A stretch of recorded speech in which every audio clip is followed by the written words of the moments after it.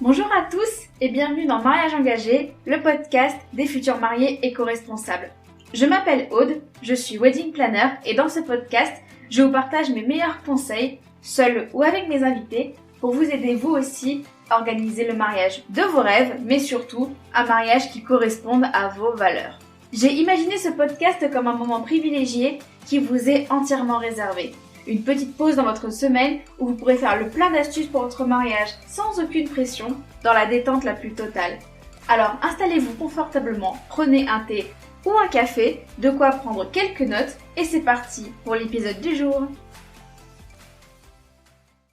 Hello tout le monde, j'espère que vous allez bien, que vous passez une excellente journée et je vous souhaite la bienvenue dans l'épisode 51 de Mariage engagé. On approche tout doucement de la fin de l'année. Je sais pas pour vous, mais j'ai l'impression qu'on est enfin officiellement en automne après quelques semaines qui étaient quand même assez douces au niveau température, faut quand même se l'avouer. Et c'est vrai que plus on se rapproche des fêtes de Noël, et bien évidemment, plus on est dans l'ambiance de Noël, dans la bonne humeur, bref, l'énergie qui entoure les fêtes de fin d'année. Et je sais pas pour vous, mais encore une fois, j'ai super hâte d'y être. Mais bon, bref, on n'est pas là pour parler de ça.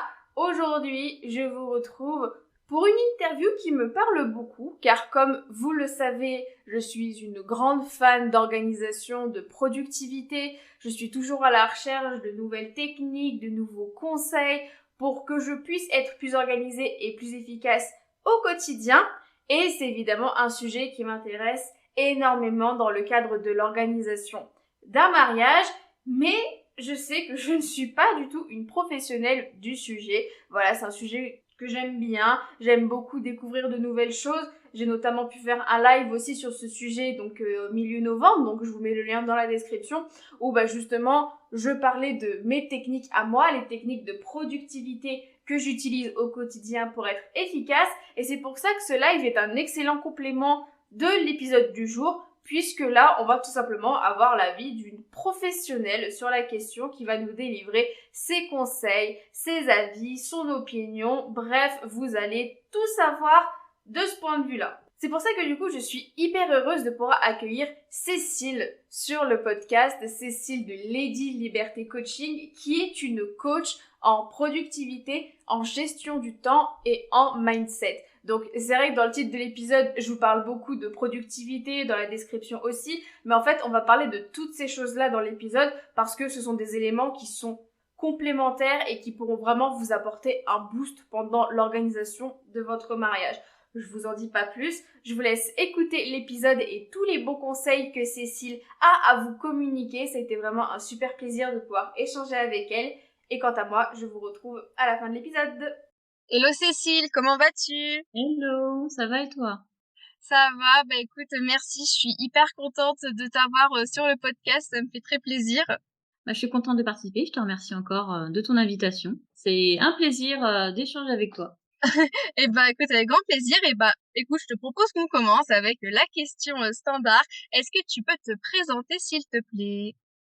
Alors, je vais me présenter brièvement, on va pas faire trop de blabla. Donc, je m'appelle Cécile, je suis maman, je suis entrepreneur et en fait, mon domaine de compétence, c'est l'organisation. Mais pas une organisation d'un point de vue classique, traditionnel, c'est plutôt l'organisation d'un point de vue holistique.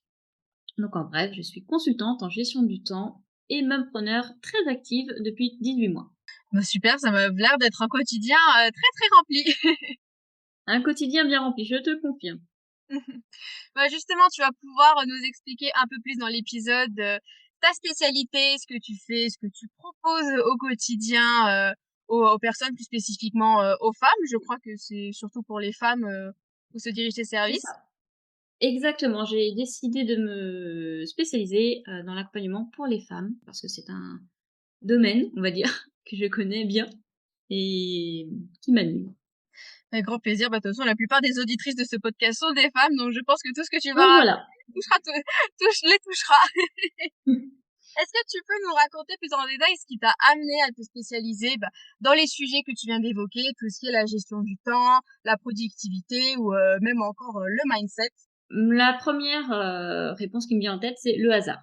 Le hasard, pourquoi? Parce que j'ai travaillé pendant 15 ans avant d'être entrepreneur, j'ai travaillé en tant que 15 ans en tant que salarié dans un domaine qui a rien à voir avec l'organisation, qui est le domaine financier.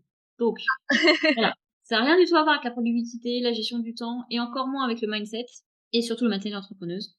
Mais pendant 15 ans, en fait, j'ai développé des aptitudes et surtout des compétences et des capacités à m'organiser, à gérer mon temps, le mien, mais aussi celui de mes collaborateurs. Parce que j'ai fini ma carrière de salarié en tant que manager d'une équipe de 4 personnes. Et j'ai beaucoup appris pendant mon salariat à m'organiser. Je suis curieuse, j'adore lire. Donc c'est en lisant des livres sur le sujet de l'organisation, la gestion du temps et le développement personnel que j'ai développé ces compétences. Et bien sûr en me formant par la suite. Comment j'y suis arrivée? J'ai eu un burn-out il y a 3 ans. Et pour moi, j'étais dans l'incapacité de retourner travailler dans le monde du salariat. Les valeurs que prenait l'entreprise n'étaient plus alignées avec les miennes. Donc j'ai décidé de me lancer dans l'aventure entrepreneuriale. Et pourquoi la productivité, la gestion du temps? Parce qu'en fait, on venait souvent me poser des questions. Alors, quand j'étais manager, mes collaborateurs me posaient des questions, mes amis, ma famille de comment tu fais pour gérer ton temps? Comment tu fais pour être sereine au quotidien? Gérer ton quotidien de femme, de maman, de salarié et puis après d'entrepreneur. Donc, c'est en ça que j'ai donné envie de transmettre. J'ai eu envie de transmettre, pardon, mes connaissances et mes compétences et j'adore ça, je kiffe de ce que je fais.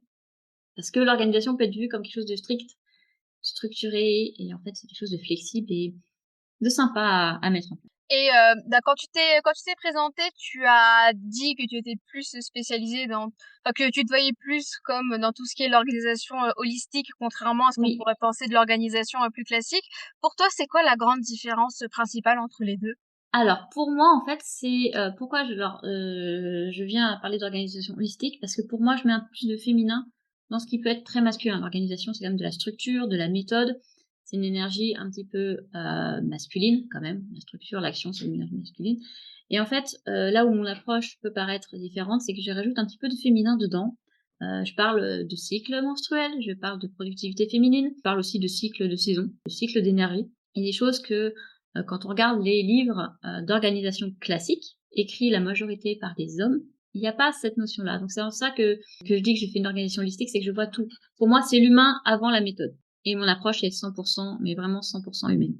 D'accord. C'est vrai que je te rejoins là-dessus parce que j'ai quand même vu beaucoup de livres sur ce genre de sujet ou même des livres qui concernent directement les femmes qui sont écrits par des hommes. Alors même si je remets pas du tout en question leur Oui. légitimité à écrire sur ce genre de choses, et c'est vrai que j'ai toujours trouvé qu'il y avait un petit décalage parce que évidemment je pense qu'il y a que les femmes qui peuvent vraiment parler, qui savent vraiment parler à 100% de ce que les femmes pensent, de ce que les femmes font au quotidien, ou même si encore une fois, je ne remets pas du tout leur expertise en question, c'est juste mon point de vue. Ah mais je suis d'accord, ça veut dire que ces livres sont très bien faits, hein, enfin moi j'en ai dévoré, ils sont très bien faits, ils guident très bien, ils donnent très bien les bases. Mais si on les suit à la lettre, je me suis rendu compte par mon expérience, mais aussi par l'expérience de mes clientes, que on peut s'épuiser. On peut perdre son énergie et on peut se perdre, se dire: «OK, on est efficace». Enfin, on est organisé, mais on n'est pas efficace. Et pourquoi? Parce qu'on prend pas en compte certaines, valeurs ou certains, comment dire? Compétences qu'on a en tant que femme, c'est-à-dire la gestion de notre cycle et tout cela. D'accord, écoute, merci beaucoup pour toutes ces petites précisions qui sont, ma foi, très Mmh. intéressantes. Est-ce que tu pourrais nous dire maintenant pourquoi, selon toi, ce sont des sujets qui sont très importants au quotidien que nous ne devons, nous ne pouvons pas négliger. Alors évidemment, je parle de l'organisation de mariage parce que c'est le sujet du podcast, mais c'est évidemment des sujets qui sont utiles, n'importe où dans une vie. Pour moi, sans un minimum d'organisation, on peut être organisé même avec son intuition, hein. Organisé, ça veut pas dire être structuré à fond, à être, millimétré dans chaque, aspect de notre vie. Mais sans un minimum d'organisation, ça peut être très vite le chaos. La gestion du temps, en fait, ça permet d'avoir un peu de structure et surtout ça permet de prendre du temps pour soi et bien souvent on l'oublie. Une bonne gestion de son temps, ça aide surtout dans nos sociétés actuelles où tout va vite. On passe vite à autre chose, ajouter de la sérénité et de l'efficacité. Et si on prend le cadre d'un mariage, parce que, le podcast est quand même dédié, aux futurs mariés. Alors moi, je suis mariée depuis 2008 Et on avait fait le choix avec mon mari de tout organiser nous-mêmes. J'avais un planning millimétré. Le pauvre, je sais pas comment il a fait pour dire oui parce que tout était cadré. Mais même trop cadré en fait. Avec le recul, je me dis c'était trop cadré, il y avait trop de pression et il n'y avait pas assez de sérénité. Donc, j'ai beaucoup appris. Et pour la petite histoire, j'ai aidé une amie à organiser son mariage il y a pas longtemps. Et là, on a été plus calme. Et c'était bien. Donc, pour moi, une bonne organisation, c'est un pilier fondamental. Alors, attention, quand je dis bonne, ça veut pas dire que toutes les organisations se ressemblent. Une bonne organisation, c'est celle qui ressemble aux mariés, qui leur correspond surtout. Cette organisation, elle est différente en fonction des couples. Elle peut être aussi différente en fonction de monsieur ou madame. Mais il est important de comprendre que organiser un mariage ou, comme tu disais, sa vie en général, il ne sert à rien de mettre en place des méthodes et une organisation qui ne correspondent pas à la personne comme on est. C'est-à-dire que mettre en place une organisation pour avoir une organisation, ça sert à rien. Il faut mettre en place une organisation pour soi avant tout et se mettre au centre de son organisation. Mais voilà, pour revenir au mariage, pour moi, la gestion de son temps et l'organisation, c'est indispensable. Et vraiment, ça évite stress et angoisse le jour J. Une préparation est nécessaire. Une petite planification même, ça serait mon petit conseil, une petite planification avec un rétro-planning. Alors ça, c'est la part en moi, c'est ma part masculine en moi et structurée qui parle de rétro-planning afin d'être le jour J libre, donc avec une deadline même avant le jour J. Mais non, c'est une bonne organisation avec un petit planning défini à l'avance et ça permet aussi d'avoir à 98% un mariage serein. Il reste toujours 2% à place aux imprévus. L'imprévu, ça peut être la météo. Hein. Il peut pleuvoir, on a prévu de faire un grand barbecue dehors et il pleut. Ça arrive souvent, oui. Ça arrive souvent. Bah ouais, c'est vrai que je me retrouve totalement dans ce que tu dis parce que bah moi je conseille toujours de faire des rétro-planning, bah non seulement parce que je pense que c'est un bon moyen de savoir où on en est Mmh. exactement, se dire bah on a fait ça, là on a tant de temps, on doit faire ça maintenant. Et vraiment je trouve que c'est un super outil pour aider à se repérer, savoir exactement où on en est, ce qu'on a déjà fait et ce qu'il nous reste à faire. Et évidemment, bah le planning pour le jour J, il est juste indispensable quoi. C'est ça. Et pour pas se charger aussi, je me permettrais d'ajouter, en plus du rétro-planning, c'est on sait que l'organisation d'un mariage, ça vient en plus de sa vie de famille, de sa vie professionnelle. Voilà, c'est une tâche en plus, hein, c'est une activité en plus. En plus du rétro-planning, pour moi, ça serait de se prévoir chaque semaine un petit bloc de temps. Mon entourage et mon mari me diraient que je suis une toquée du bloc de temps, mais ça permet d'être efficace. C'est un bloc de temps, voilà, d'1 heure ou 2 chaque semaine ou plus, pour travailler vraiment que sur une partie du mariage, quand on peut, voilà, ça permet d'avancer. Je pense surtout, quand c'est, les plans de table, les dragées, ou autres cadeaux aux mariés, enfin aux mariés, aux invités, pardon. Exactement, bah je suis tout à fait d'accord avec toi. J'avoue que j'aime aussi beaucoup la technique des blocs de temps. Tu proposes également bah, beaucoup de ressources à destination des mamans entrepreneurs, bon, ce qui est normal puisque tu en es également une. Et ça tombe Mmh. bien parce qu'il y a aussi bah, beaucoup de couples qui organisent leur mariage en étant eux-mêmes déjà parents. Qu'est-ce que tu pourrais leur conseiller bah, pour les aider à allier ces deux aspects? Bah, alors je sais pas du tout si c'est la même chose que bah, d'allier le fait d'être parent et entrepreneur ou le fait d'être d'organiser son mariage tout en étant parent, mais je pense qu'il peut y avoir quelques similitudes. Mais écoute, je te laisse Mmh. répondre. Quand j'ai lu la question, il y a 2 conseils qui me sont venus. Le premier, c'est pour les mamans entrepreneurs, c'est-à-dire que les couples qui se marient, qui ont des enfants, c'est d'inclure les enfants dans l'organisation du mariage. Je pense que la majorité des parents le font. Ça permet une solidarité de tous et l'implication de tous dans le mariage. Et de savoir qu'on peut compter sur ses enfants, même si c'est un petit enfant de 2 ans qui a juste une bague à apporter, je trouve ça super beau et même à l'enfant, ça le responsabilise et je trouve ça sympa. Donc ça, c'était pour les mamans, qui se marient. Et le second conseil, pour moi, l'organisation, c'est une tâche énorme. Vraiment, ça prend du temps. Je pense que toutes les mariées, qui écoutent ne me feront pas dire le contraire, ça prend du temps. On n'organise pas un mariage en 1 mois ou alors, chapeau. Et dans ces cas-là, moi, je veux bien les interroger pour mon podcast ou pour mon compte parce que mais Oui. la charge mentale est énorme quand on organise un mariage et toute notre vie, en tant que femme, toute notre vie est principalement tournée vers cet événement. Je pense que les hommes aussi, mais toute le vie, en fait, du couple, hein, de la famille est, tournée vers cet événement. Donc ça focalise nos jours, nos nuits, ça prend le pas sur nos pensées. Donc mon conseil, en fait, ça serait d'alléger un petit peu cette charge mentale et en fait, en prévoyant un temps pour soi ou un temps pour le couple ou un temps pour la famille, pour souffler et pas se laisser envahir par le stress du mariage. Dire que si un mariage, il est prévu dans 1 an et que tous les mois on travaille, enfin on travaille un petit peu dessus, bah, c'est de prévoir un week-end par mois ou de temps où OK, on pense pas au mariage, on pense à autre chose. On pense à vraiment autre chose. Ça permet de garder le souffle, et l'envie et pas arriver le jour J épuisé sur les rotules. Après, ce conseil de, prendre le temps pour soi, pour sa famille, pour son couple, moi c'est un conseil que je donne beaucoup aux mamans. Comme tu disais, mon contenu est surtout destiné aux mamans entrepreneurs, mais mes clientes sont aussi des mamans salariées et entrepreneurs ou que salariées. Et moi, mon premier conseil quand je commence un coaching, c'est quel est ma première question, pardon, c'est quand prends-tu du temps pour toi? Et ça, c'est important. Surtout, voilà, dans le monde actuel, dans les sociétés actuelles où, comme je disais, tout va vite, on s'oublie souvent. En tant que femme, on s'oublie d'autant plus. Et je trouve ça un petit peu dommage. Moi, je suis passée par là, j'ai fait un beau burn-out. J'ai frôlé même le burn-out quand je me suis relancée en entrepreneur, en chef d'entreprise, parce que bah, j'avais oublié cette notion de temps pour moi. Donc ça, c'est important de le remettre au centre. Et d'autant plus quand on organise un mariage, pour moi, ce sera mon conseil premier, en fait. Merci beaucoup pour ces excellents conseils. C'est vrai que j'aime beaucoup l'idée d'inclure ses enfants dans l'organisation du mariage. Ah bah c'est ça, on l'oublie souvent. Moi, j'ai un exemple d'un mariage dans ma famille récent. Donc, je leur ai demandé hein, si je pouvais l'évoquer. Et ils n'ont pas inclus les 2 enfants. Et le jour du mariage, alors les enfants sont vieux entre guillemets, hein, ils ont 25 et 16 ans. Ouais. Ils les ont pas inclus dedans.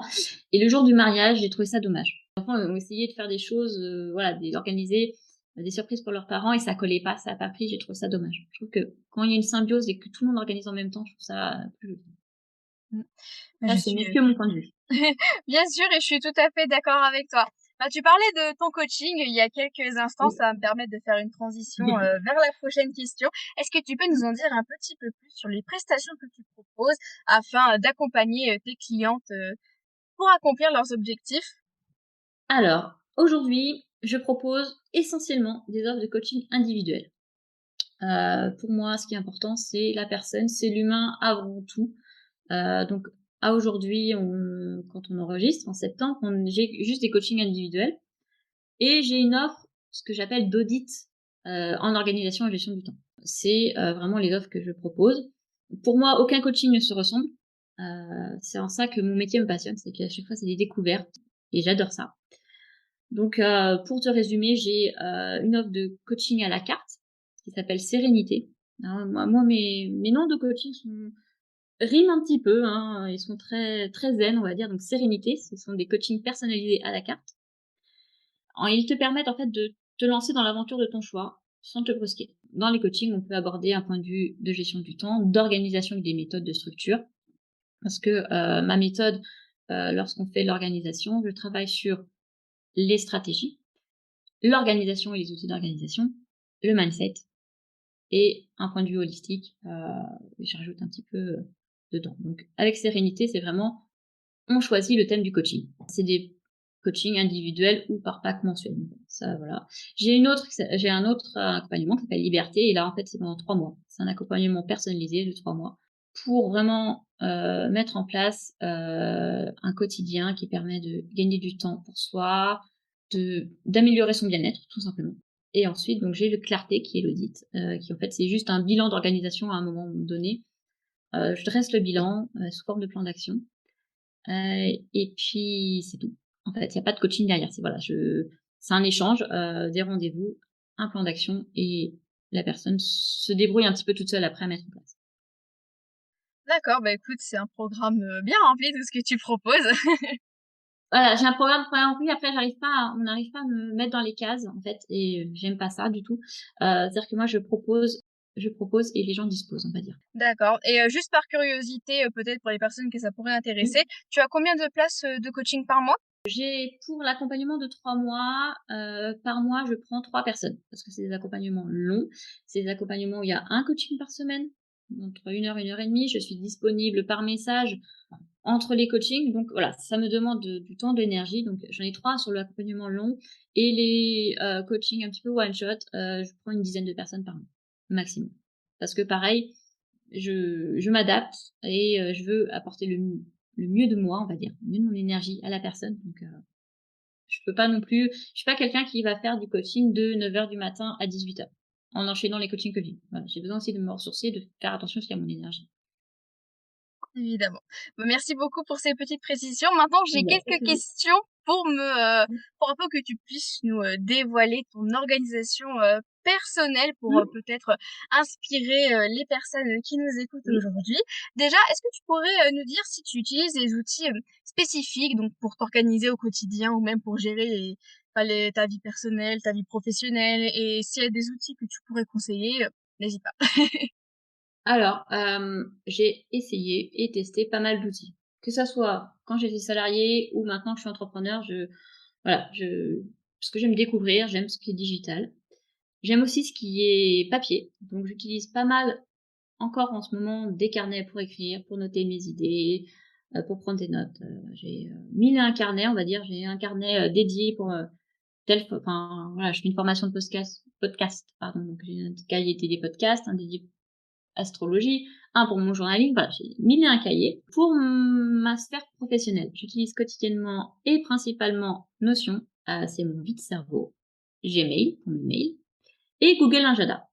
C'est vraiment les 3 que j'utilise. Ensuite, j'utilise des outils tels que, Canva pour tout ce qui est, création de visuels pour les réseaux sociaux, puis Meta Business, pour ce qui est réseaux sociaux parce que, j'ai un site internet, sur lequel je publie, des articles de blog, mais aussi je suis aussi présente, sur Instagram et LinkedIn. Donc ça, c'est vraiment des outils de productivité, on va dire. Mais moi, ce que j'aime bien, c'est, savoir combien de temps je passe sur mes tâches. Donc pour ça, je traque mon temps et j'utilise, Toggle Track. Il y a une version gratuite, une version payante. La version gratuite fait très bien l'affaire. Ça me permet de suivre mon temps, d'analyser sur, quelle tâche je passe, le plus de temps et puis l'optimiser surtout. Ça, c'est important, parce que quand je vois que je perds parfois du temps à faire, juste une mise en page, bon, je me dis: «Ça serait bien de déléguer». Je parlais de Notion tout à l'heure, parce que tout le monde ne connaît pas Notion et en fait Notion, c'est un outil en ligne, pareil gratuit ou payant et c'est mon second cerveau, vraiment. C'est toute ma vie professionnelle est dedans, mes listes de tâches à faire, mes plannings, la gestion de mon entreprise, les 10 libertés coaching, la gestion de mes clients, tout est dedans. C'est vraiment un second, cerveau. Je m'en sers même pour ma vie de famille, quand c'est les plannings des repas. Ça évite d'avoir des feuilles qui traînent partout et de plus savoir, qu'est-ce qui était prévu. Ça sert, bah, à la gestion au quotidien, bah, ma compta personnelle comme professionnelle, on va dire. Et puis, bah, pour la rentrée, vu que la rentrée scolaire n'était pas, il y a pas longtemps et que moi je suis maman d'une pré-ado de 11 ans qui rentre en 6e avec une liste de fournitures longue comme le bras. Ouh! Voilà. Et puis ça tiens, enfin, j'y pense, Notion peut aussi servir à, organiser un mariage avec le rétroplanning. Donc faire des rétroplanning dedans et avoir tout dedans. Ça peut, Mmh. une petite astuce, pour les jeunes mariés. Mmh. Après, bah, Google Agenda, je pense que la plupart des gens connaissent, hein, c'est pour mes rendez-vous pro, perso, l'agenda partagé. Et puis il y a un outil que j'utilise depuis 1 an maintenant, qui est Forest, ou la fonction mode concentration de tes téléphones, et ça permet de ne pas être déconcentré quand on est sur une tâche. Et ça, mes clientes, je leur conseille et elles l'adoptent. Oui. Donc voilà, j'ai fait un peu le tour des outils que j'utilise. J'utilise pas non plus trop d'outils, voilà, j'en utilise vraiment 3 principaux plus mes carnets, parce que multiplier les outils, pour moi, ça sert à rien. Alors j'ai testé, hein, j'ai testé, Trello, j'ai testé ClickUp, voilà, j'en ai testé plein, mais en fait les multiplier, ça sert à rien et parfois juste avoir un outil simple. Juste voilà, si j'en avais juste un à conseiller, pour moi, ça serait Google Agenda. C'est gratuit et c'est tellement puissant, ça offre tellement de possibilités. On peut planifier ses rendez-vous, planifier, bah, comme on disait tout à l'heure, ses blocs de temps. On peut mettre ses to-do list. Enfin, voilà. Si moi j'en avais qu'un à conseiller dans tout ce que je vous ai dit avant, c'est Google Agenda. Merci beaucoup pour cette présentation qui est vraiment, très, très complète. Moi, j'avais juste une question, concernant, Toggle Track du coup. Comment ça fonctionne? C'est-à-dire que c'est toi qui remplis à chaque fois, enfin, tu mets quand est-ce que tu commences une tâche et quand est-ce que tu la termines?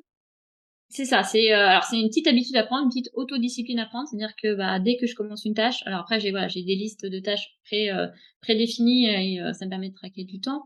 Mais par exemple, si je prends un exemple de la création de contenu, ça me permet de voir combien de temps je passe sur ma création de contenu par semaine. Bon, faut pas oublier de l'éteindre, hein, parce que, je suis par exemple passée, il y a quelques semaines, 24 heures sur la rédaction d'un post, hein, c'était pas possible, j'ai oublié de l'éteindre.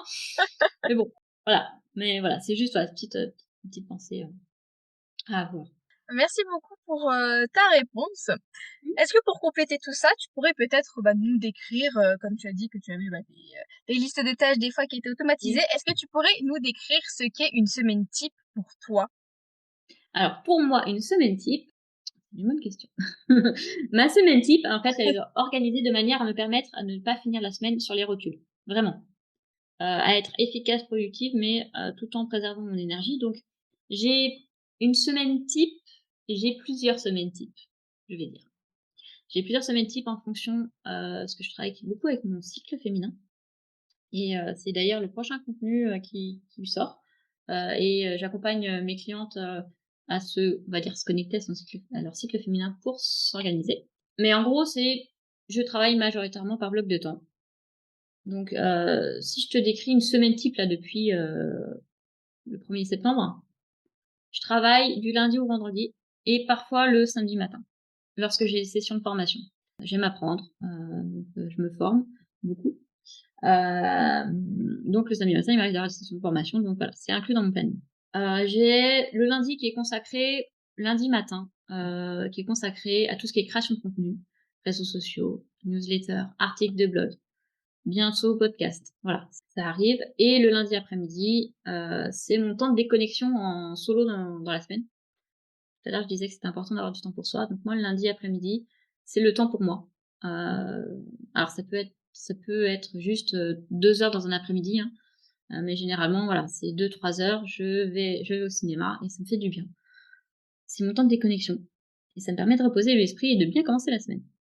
Ensuite, donc ça, c'est vraiment le premier tous les lundis, c'est comme ça. Le vendredi, c'est ce que j'appelle le CEO Day. Donc en fait, le CEO Day, c'est vraiment consacré exclusivement à mon entreprise, à moi, en fait, en tant que chef d'entreprise. Donc je travaille ma stratégie, mes objectifs, ma compta et je me forme. Le mardi et le jeudi, c'est des journées de coaching. Donc c'est là vraiment où tous les créneaux sont ouverts avec, euh, avec mes clientes, sachant que maintenant je fais même des sessions de coaching le soir. Donc pour les mamans qui n'ont pas le temps la journée et qui souhaitent un accompagnement. Donc à partir de 19h30, 20h jusqu'à 22h, je pars des sessions de coaching. Donc ça c'est mardi à jeudi. Après si bien sûr, je peux avoir des sessions de coaching le vendredi soir ou le lundi soir. Et puis le mercredi, ça dépend. Soit je suis avec ma fille l'après-midi, soit je travaille, ça dépend un petit peu de mon énergie, et puis de mon envie. Après, ma journée type, c'est je commence vers, j'allais dire 9h, en ce moment c'est plus 10h. Je termine vers 18h, voire 19h. Et je fais pas une journée non-stop.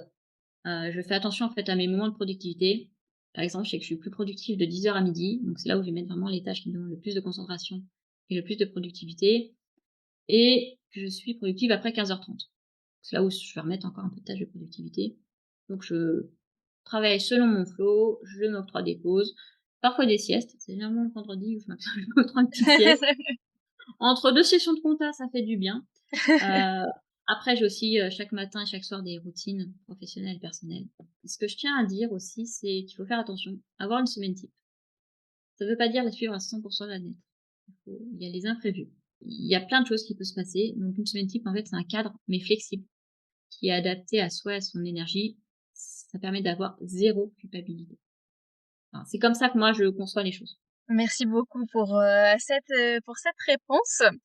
Et maintenant, peut-être pour vraiment terminer sur le sujet, quand tu as déjà parlé que tu étais une adepte de la méthode des blocs de temps, qu'est-ce Ouais. que tu penses d'autres méthodes type Pomodoro ou par exemple Getting Things Done? Est-ce que c'est des méthodes que tu as déjà utilisées, que tu utilises? Est-ce que tu les trouves efficaces? Est-ce que tu pourrais les recommander? Alors, ce sont 2 méthodes que j'ai testées. Ce sont les méthodes pardon, qui ont fait leurs preuves, que ça soit pour la gestion du temps. Pomodoro, c'est vraiment un outil de gestion de temps, hein. C'est, une aide à la gestion de temps, qui consiste à travailler par segments de 25 minutes chronométrés et la méthode d'organisation, GTD qui se découpe en 5 étapes. C'est vraiment des méthodes, qui ont fait leurs preuves. C'est des méthodes que j'applique, mais que je n'applique pas dans leur strict cadre. Pomodoro, dans son strict cadre, pardon, c'est, des sessions de 25 minutes, à renouveler, 4 fois avec des pauses de 5 à 10 minutes entre. J'ai testé les sessions de 5 minutes, personnellement, je n'y arrive pas, donc moi je fais Pomodoro à 40-45 minutes, avec des pauses de 5 à 10 minutes. Et c'est ça que je trouve bien avec ces méthodes, c'est-à-dire qu'on nous donne un cadre et puis c'est à nous de jouer avec aussi. La GTD, je me suis rendu compte quand j'ai préparé ton interview, je me suis un peu replongée dans les méthodes qui existaient parce que je pensais bien peut-être m'interroger. Et dessus, je me suis dit, bon, GTD, donc en fait, je me rends compte que je le fais pour la préparation de mes projets. Vraiment. Et je la suis à la lettre, en fait, en collectant les tâches, les projets, en traitant mes projets pour déduire une action, donc quelle action faire, en organisant mes tâches, en créant des plans d'action et en les exécutant. En gros, GTD, c'est ça. Après, je pense que, comme je disais tout à l'heure, que j'adapte Pomodoro. Les plus puristes, et ils comprendront pas. Ils comprendront peut-être pas. Donc je le dis plus parce qu'avant je disais oui, j'utilise Pomodoro, mais je l'adapte. Alors, j'ai fait les plus puristes, hein, généralement les hommes d'ailleurs, ils comprenaient pas. Mais pour moi, en fait, ce que j'aime avec les méthodes, comme je disais tout à l'heure, c'est les adapter, c'est jouer avec. Et adapter surtout avec, personnellement à qui je suis, à mon énergie.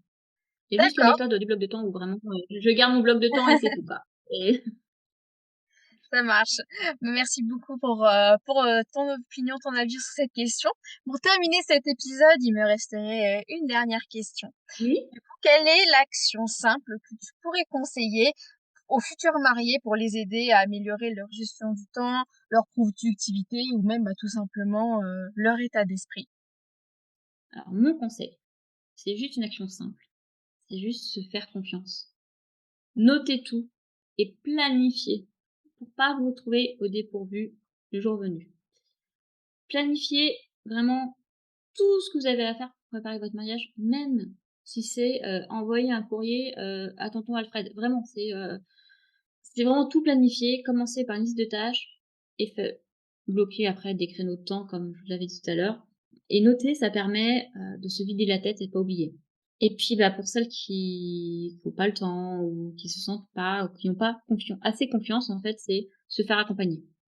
Même si c'est une séance de coaching de 2 heures pour leur permettre de créer un rétro-planning ou permettre de voir dans tout ce qu'elles ont à faire, mettre en place le plan d'action avec les dates associées, même si c'est voilà, juste un coaching de 2 heures ou 2 fois 2 heures, même ça, hein, se faire accompagner même juste une fois, ça peut mais vraiment libérer l'esprit. D'accord. Merci beaucoup pour ce conseil. Effectivement, comme je l'ai dit, c'est quelque chose de simple, même si bon, c'est pas souvent très intuitif Mmh. pour tout le monde. Mais je pense que je suis d'accord avec toi. Il faut savoir se faire confiance. On sait ce qu'il y a de mieux pour nous. Et de toute façon, comme tu l'as dit, si on prend l'habitude vraiment de tout noter et de tout planifier, si on connaît vraiment les outils qui fonctionnent pour nous, les outils dont on sait qu'on va vérifier régulièrement, après ça va tout seul, quoi. Et puis il faut pas oublier que le meilleur outil qu'on a, c'est nous, en fait. Bien souvent on l'oublie, on cherche à l'extérieur, mais le meilleur outil qu'on a, c'est nous-mêmes. Pour l'organisation d'un mariage, je dis se faire confiance et puis se faire accompagner aussi, c'est bien. Exactement. Écoute, merci beaucoup pour tous tes conseils et tout le contenu que tu nous as partagé, Cécile, pendant cet Merci à épisode. toi. C'était vraiment très enrichissant. En tout cas, j'espère que vous qui écoutez cet épisode, vous aurez la même impression. Ouais, merci beaucoup en tout cas, Aude, de m'avoir, invitée. Avec grand plaisir. De toute façon, je mets tous les liens pour pouvoir te retrouver justement dans la description pour que vous puissiez aller voir le travail de Cécile si jamais vous souhaitez en savoir plus, lui poser vos questions si jamais vous en avez et si jamais l'envie vous en prend, réserver pourquoi pas un coaching, une session, même un audit avec elle. C'est ça, ce serait avec, grand plaisir. Écoute, merci encore à toi, Cécile. Écoute, je te souhaite de passer une excellente journée et je te dis à bientôt. À bientôt. Excellente journée à toi. Merci beaucoup. Et merci encore à toi Cécile d'avoir accepté mon invitation et d'avoir partagé tous tes excellents conseils dans cet épisode. Ça m'a vraiment fait encore une fois super plaisir de t'accueillir. J'espère vraiment que cet épisode vous aura plu et que cet épisode et le live d'il y a 2 semaines combinés, maintenant vous avez toutes les techniques, toutes les astuces pour vraiment cartonner, être super organisé, super efficace pour l'organisation de votre mariage et que vous n'aurez plus à jouer contre le temps et que vraiment c'est ça l'objectif, que vous puissiez avoir une organisation de mariage qui va comme sur des roulettes. Si cet épisode vous a plu, surtout n'oubliez pas de mettre 5 étoiles sur votre plateforme d'écoute préférée, ça me ferait vraiment super plaisir et ça aiderait le podcast à se faire connaître pour le faire connaître auprès de d'autres futurs mariés qui sont à la recherche justement de conseils pour organiser le mariage de leurs rêves et un mariage qui corresponde le plus possible à leurs valeurs. Ça me ferait extrêmement plaisir. N'hésitez pas aussi à me soumettre vos suggestions. Si vous avez des idées d'épisodes, de sujets, de thèmes que vous voudriez que j'aborde ou même de personnes que vous souhaiteriez voir sur le podcast, surtout, n'hésitez pas à m'envoyer un message sur Instagram ou un petit mail. Ça me ferait extrêmement plaisir d'avoir vos retours. Notamment puisque l'année 2022 se termine, je prépare tout doucement la saison 2023 du podcast et ça me ferait vraiment plaisir d'avoir toutes vos idées, toutes vos suggestions pour que le podcast puisse encore être de plus en plus un podcast qui vous soit dédié avec vos idées, vos conseils et la façon dont moi je peux y répondre. Je ne vous retiens pas plus longtemps, ça faisait longtemps qu'on n'avait pas fait un épisode aussi long quand même, ça change un petit peu quelquefois. D'ailleurs aussi, n'hésitez pas à me dire si les épisodes de cette longueur vous plaisent ou si vous préférez des épisodes un peu plus courts, ce que je peux tout à fait comprendre aussi. Voilà, quelles que soient vos suggestions, vos idées, vraiment, n'hésitez pas. Écoutez, sur ce, définitivement, je vous laisse profiter de votre semaine, je vous laisse profiter de ces quelques jours pour pouvoir implémenter les techniques que Cécile vous a recommandées dans le podcast. Et quant à moi, je vous retrouve la semaine prochaine pour un tout nouvel épisode. Cet épisode est désormais terminé. Merci à vous de l'avoir écouté jusqu'au bout. J'espère qu'il vous a plu et qu'il va vous aider pour l'organisation de votre mariage. Vous retrouverez toutes les notes sur mon site audegrosbois.com/podcast si vous souhaitez revoir les grandes lignes de cet épisode. Et si vous souhaitez me soutenir et soutenir le podcast, n'hésitez pas à me laisser 5 étoiles sur Apple Podcast et à me laisser un petit commentaire si votre plateforme le permet. Je serai ravie d'avoir vos retours et cela m'aidera grandement à m'améliorer et à vous fournir des astuces toujours plus concrètes pour vous aider à organiser votre mariage éco-responsable. Je vous souhaite très fort de passer une excellente journée et je vous dis à très bientôt pour un prochain épisode de Mariage engagé, le podcast des futurs mariés éco-responsables. À très vite!